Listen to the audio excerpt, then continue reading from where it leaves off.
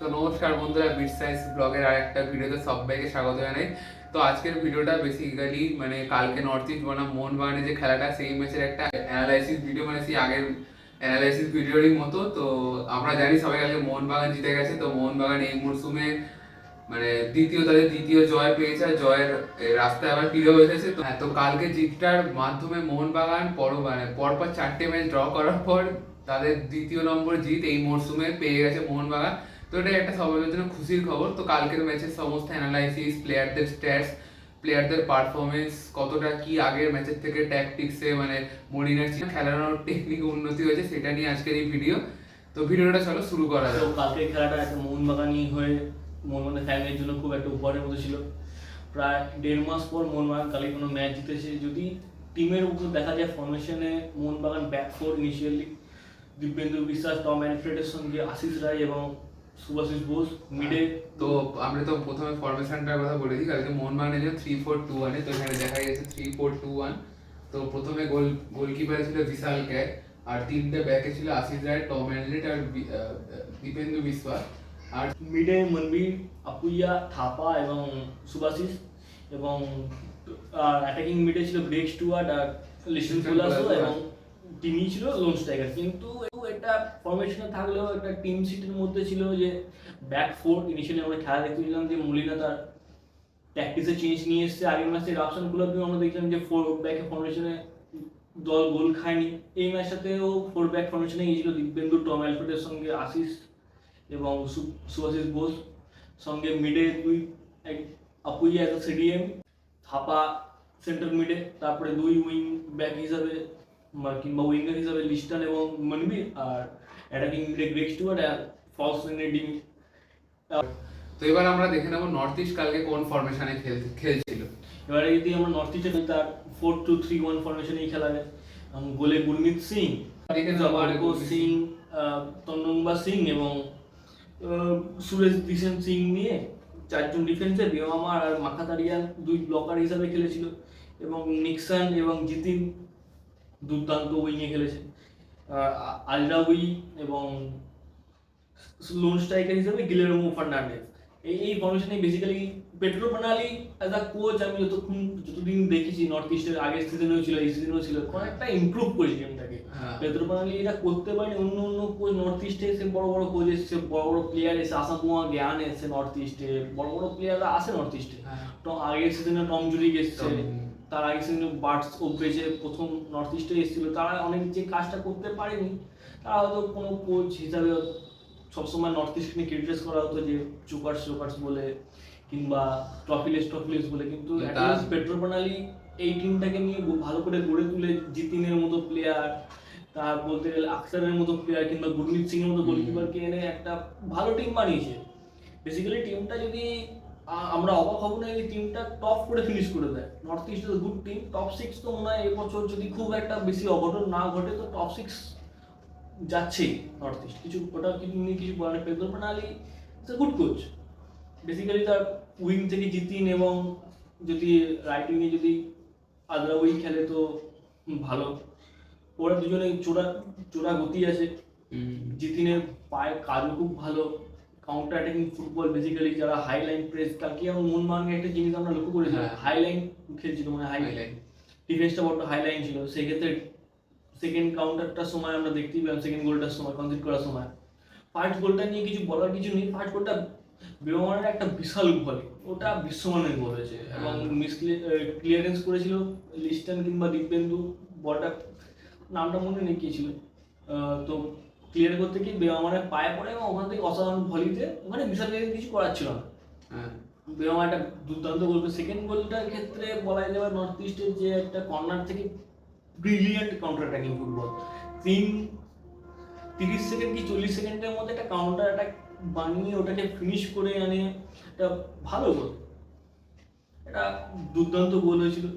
এবার যদি মোহনবাগানের কালকে নিয়ে খেলাটা বলি, ডিনি as a lone striker, false nine, যেটা স্পেনের মলিনা বলে না, স্পেনের অর্ধেক জনের বেশি কোচি করে। যখন পেপ গার্দিওলার কাছে আগুয়েরো চলে যাওয়ার পর, তখন একটা সিজন করেছিল, তখন তিনি ফলস নাইনই খেলাতেন। স্পেনের অনেকগুলো কোচ, ইভেন কি মেসিও এক সময় ফলস নাইনই খেলতো। স্পেনের বেসিক্যালি প্লেইং স্টাইলটাই হচ্ছে ফলস নাইন খেলানো, মানে আমরা প্রেফার করি যে স্ট্রাইকার নিচে এসে টাচ দেবে, ফলস নাইন খেলবে। সো বেসিক্যালি এটাই হচ্ছে স্পেনের মেন্টালিটি। তো আমরা ম্যাচের শুরুতেই নর্থ ইস্ট যে 1 মিনিটের মাথায় যে অ্যাটাকটা করে, তো সেই অ্যাটাকটা নিয়ে কিছু বলবো। তো বলা যাক, সেখানে স্ক্রিনে দেখা যাচ্ছে সেই অ্যাটাকটারই অংশ কিছু একটা। এই অ্যাটাকটা দেখা যাচ্ছে জিতিন তার লেফট হ্যান্ড সাইড দিয়ে একটা চোরা গতিতে এগোচ্ছে এবং ওখানে সুভাশিস এবং থাপা তাকে কভার করার চেষ্টা করছে। স্পিডে যেহেতু সুভাশিস অনেকটা স্লো, একটা বিটও হয়ে গেছে যেহেতু বয়সের একটা ব্যাপার থাকে। I think Subhashish defensive left back হিসেবে, মানে ফুল ব্যাক মডার্ন ফুটবলের কথা এটা বলে ফুল ব্যাক হিসাবে ও দুর্দান্ত প্লেয়ার, কিন্তু উইং ব্যাক হিসাবে Subhashish is not that kind of a player. কিন্তু এখানে ওর কাছে গতিও কম, ডিফেন্সিভ অ্যাবিলিটি দুর্দান্ত অ্যাবিলিটি, সেটা নিয়ে সুভাশিসের উপর কেউ কোনো সন্দেহ করতে পারে না। কিন্তু তার গতির সঙ্গে যদি কোনো ওর সাইডে যদি কোনো তীব্র গতিওয়ালা উইঙ্গার যদি এটা কোচ পুট করে, সেক্ষেত্রে তা কোচের মাস্টার ক্লাস হয়ে যায়। কারণ যদি শান্তের কথা বলি কিংবা জিতিন ভালো গতি আছে, মানে একজন তারকা ভারতীয় ফুটবল, ওই ক্ষেত্রে ও পেসে পারছে না। সেক্ষেত্রে থাপা খুব একটা ডিফেন্সিভ অ্যাবিলিটি নেই। ও সেন্টার অ্যাটাকিং মিড ওই এরিয়াতে, মানে ও যদি ফরওয়ার্ড লাইনে যদি থাকে তো ভালো হেল্প করতে পারবে টিমকে। কিন্তু ডিফেন্সিভ অ্যাবিলিটি থাপার কাছে খুব কম থাকার জন্য থাপাকে সিডিএম হিসাবে ব্যবহার করাটা ভালো হবে না খারাপ হবে সেটা কেউ জানে না। কিন্তু মোহনবাগান 2-3টে ম্যাচে ওটা করেছিল, সেক্ষেত্রে আমরা দেখতেই পেয়েছিলাম যে নর্থ ইস্ট ম্যাচে থাপা সিডিএম খেলে ডুরান্ড কাপ ম্যাচটা 2-2 হয়ে গেছিল। যেহেতু ডিফেন্সিভ অ্যাবিলিটি থাপার কাছে কম, সেই জন্য থাপা সিডিএম আমার অন্তত ভালো লাগে না। এক্ষেত্রে দেখা যাচ্ছে যে দিব্যেন্দু এবং টম অ্যালফ্রেড তাদের নাম্বার 9 কিলের মুখে এগোচ্ছে, কভার করছে ওদিক থেকে, কিন্তু আজরাই এগিয়ে আসছে। যদি আমরা দেখতে পাই এখানে ক্রসটা, এবং এখান দিয়ে কিন্তু আশিস রায়, এখান দিয়ে কিন্তু একটা কথা বলতে পারি যে আশিস রায় এক্ষেত্রে বেয়ামার কিন্তু প্রথমে একটা শট নিয়েছিল, সেটা আজরাইয়ের শটটা বার পোস্টে লেগে বেরিয়ে আসে, মানে বিশালের কিছু করার ছিল না। এক্ষেত্রে গোলকিপারদের খুব একটা দোষ দিয়ে লাভ নেই, যদি ডিফেন্স লাইন এরকম ভাবে হরিবল পারফরমেন্স করে তো গোলকিপার তো গোল খাবে, কিছু করার নেই ওটার মধ্যে। এবার এক্ষেত্রে বার পোস্ট আমাদের এসে বাঁচিয়ে দিয়ে, তারপরে একটা বেরামার শট নিয়েছিল, ওটা সুভাশিসের পায়ে লেগে ডিফ্লেক্টেড হয়ে কর্নারে চলে যায়। তো এরপর আমরা সেই অ্যাটাকটা দেখে নেবো, যেটা দিয়ে নর্থ ইস্ট প্রায় 4 মিনিটে নিজেদের প্রথম গোলটা তুলে নেয় ম্যাচের। তো সেই অ্যাটাকটা প্রথমে শুরু করে হলো আলাদিন উইং দিয়ে তো শুরু করা, সেখানে ছিল আশিস রায়। তো অ্যাটাকটা আমরা একটু দেখে নেবো। তো অ্যাটাকটা এরকম হয় যে এখানে কিন্তু ওদের এক্ষেত্রে দুটো প্লেয়ার আমি বলবো, একটা মিডে একটা গ্যাপ সৃষ্টি করে দেয়, সেটা হচ্ছে আপুইয়া গিয়ে ওখানে প্রেস করতে যায়, বিট হয়ে যায়। এক্ষেত্রে থাপা ওখানটা এসে কভার করতে পারেনি, বেরামানের জন্য একটা খালি জায়গা ছিল। সেক্ষেত্রে এক্ষেত্রে ওখানে লিস্টার আর থাপা এবং আপুইয়া ওখানে প্রেসে বিট হয়, ওই ক্ষেত্রে থাপা জায়গাটা কভার করে না, লিস্টার বেরামানকে প্রেস না করতেই ওখানে প্রায় প্রেসটা ছেড়েই দেয়।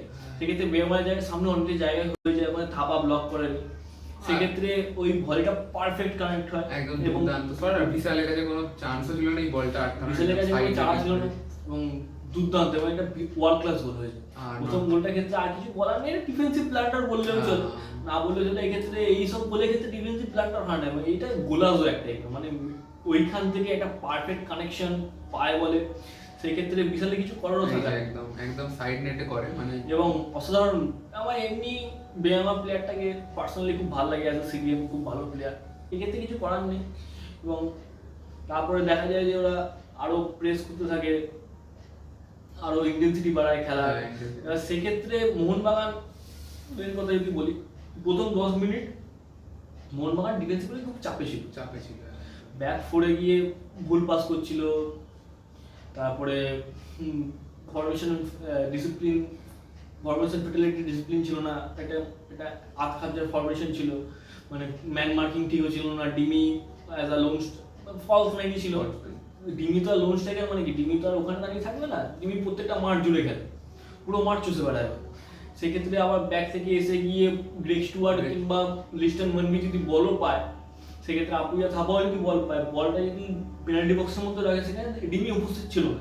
এখানে কারো দোষ দিয়ে লাভ নেই, ডিমি যেহেতু ফুল ফ্লোপিক স্ট্রাইকার মনে হয় ডিমি, 21 যখন প্রথম এসেছিল ডুরান্ডে, যখন প্রথম এসেছিল, প্রথম সিজন এসেছিল মোহনবাগান যখন হুয়ান ফার্নান্ডো কোচ ছিল, তখনই মনে হয় ফুল প্রফিট স্ট্রাইকার হিসেবে ডিমি খেলেছিল। তারপরে মনে হয় আগের সিজনও খেলেনি, এই সিজন তো আরো জেমি ম্যাকলারেন আছে, কামিংস আছে, সেক্ষেত্রে আরো খেলা হয় না।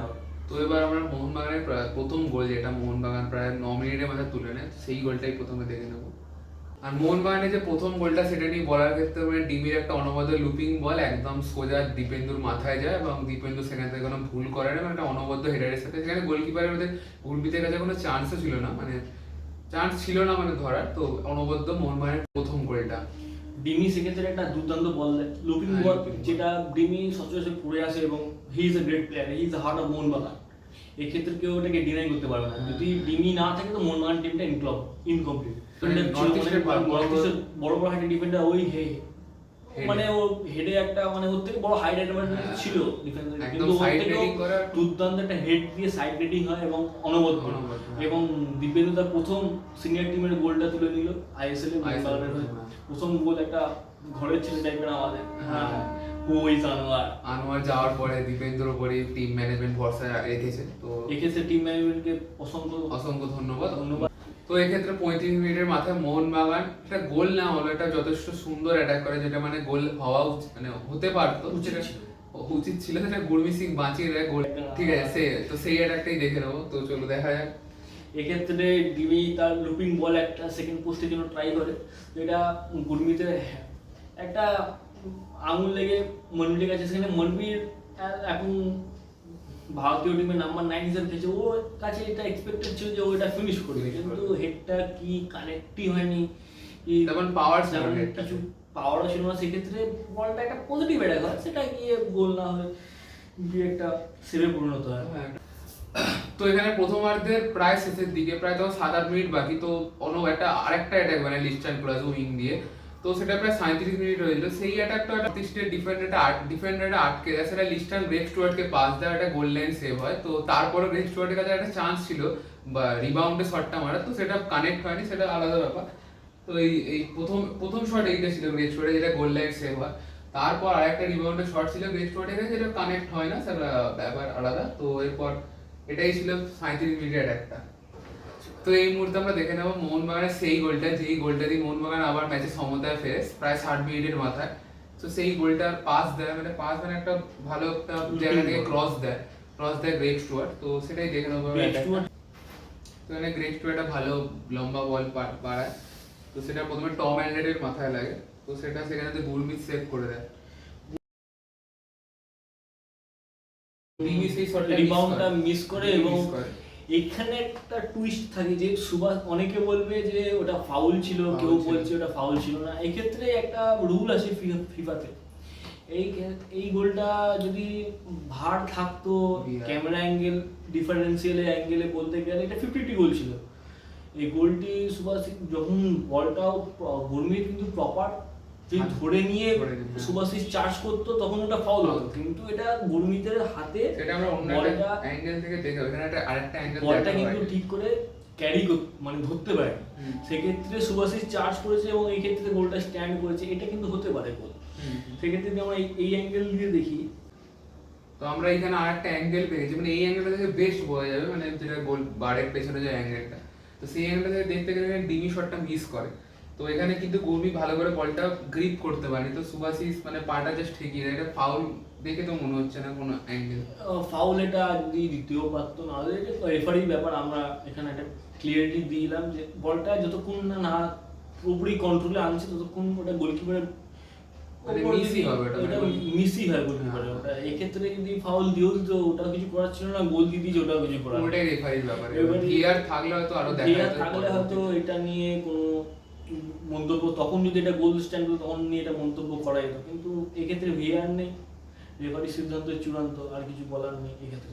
তো এই মুহূর্তে 88 মিনিটের মাথায় যে কামিংস যে গোলটা করে, কালকে যে গোলটা তারা মোহনবাগান তাদের দ্বিতীয় জয়টা তুলে নেয় এই মরশুমের, তো সেই গোলটাই প্রথমে দেখে নেবো।